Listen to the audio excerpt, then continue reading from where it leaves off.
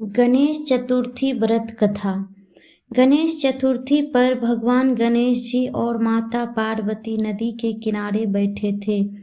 माँ पार्वती ने शिव जी से चौपड़ खेलने की इच्छा जताई। शिव जी ने स्वीकार कर लिया, लेकिन खेल खेल में हार जीत का कौन निर्माण करे, यह बड़ा आश्चर्य सवाल था।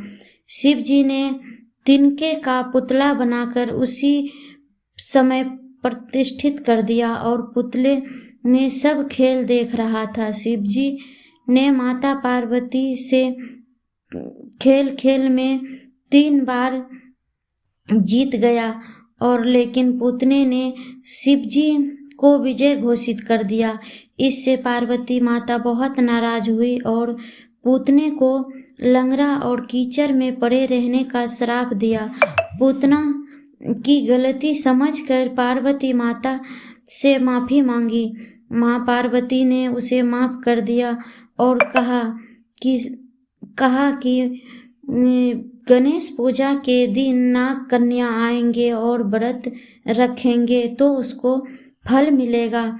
1 साल बाद नाग कन्या आई और पूतना गणेश व्रत कथा विधि पूर्वक किया।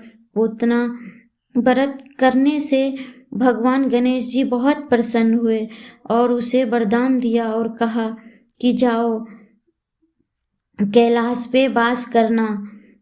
इसी दिन से गणेश भगवान का व्रत पूजा होने लगा पृथ्वी लोक पर और इसका पालन सभी करने लगे और शिव जी को भी इसका पालन करना पड़ा। माता पार्वती की नाराजगी के बचने के लिए शिव जी ने भी ये व्रत श्रद्धा पूर्वक किया था। इससे माँ पार्वती का गुस्सा शांत हो गया और वो प्रसन्न मन से शिव जी के साथ कैलाश पे रहने लगे।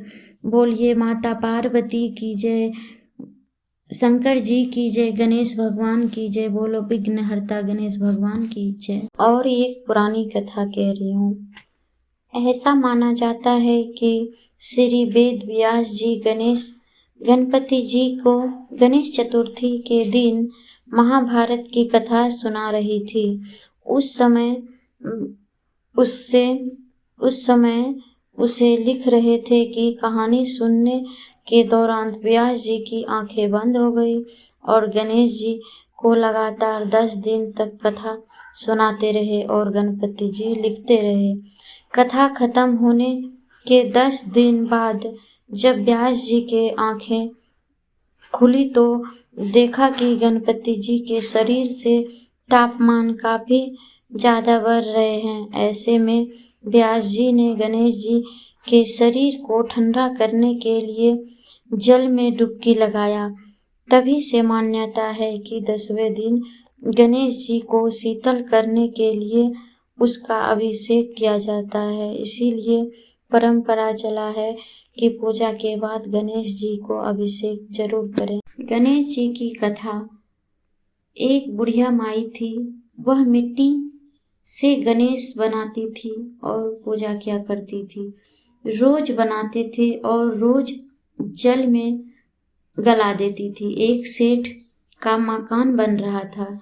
बुढ़िया उसके पास गई और बोली, पत्थर का गणेश बना दो। मिस्त्री बोली, जितने देर में मैं तुम्हारे पत्थर का गणेश बनाऊंगी उतने देर में मेरा दीवार टेढ़े हो जाएंगे।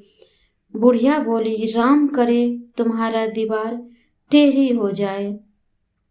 अब उसकी दीवार टेढ़ी हो गई तो वो जब बनाती और टेढ़े हो जाते, जब बनाती टेढ़े हो जाते। इस तरह करते करते शाम हो गई। शाम को जब सेठ आया उसने कहा, आज कुछ भी नहीं किया है।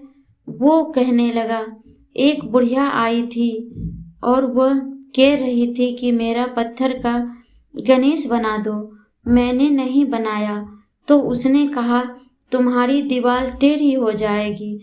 तभी से ये दीवार सीधी बन ही नहीं रही है। जब जब बना रही हूँ तब तब दीवार टेढ़ी हो रहे हैं। मैं क्या करूँ सेठ? सेठ ने बुढ़िया को बुलाया और सेठ ने कहा, हम तेरा सोने का गणेश बना देंगे। हमारी दीवार सीधी कर दो। सेठ ने बुढ़िया को सोने का गणेश बना दिया और सेठ की दीवार सीधी हो गई। जैसे सेठ की दीवार सीधी हुई वैसे ही बुढ़िया की मृत्यु हो गई और उसके बाद वह गणेश जी के धाम को चले गए और वहाँ सुखपूर्वक व्यतीत करने लगे और राजा इधर बहुत धन संपत्ति से भर गए। राजा भी सुखपूर्वक रहने लगे। बोलिए गणेश भगवान की जय।